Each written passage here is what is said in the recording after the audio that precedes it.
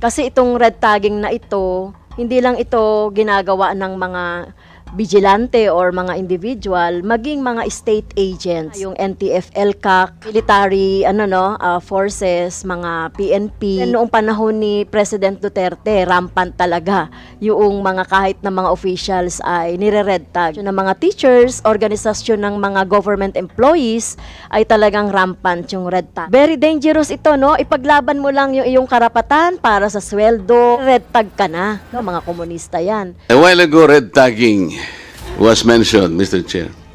Yes, Your Honor. In the phrase red tagging, who is red? What is red? Red pertains to the communist, Your Honor. Can you be more specific? The CPP, NPA, NDF, Your Honor. Okay.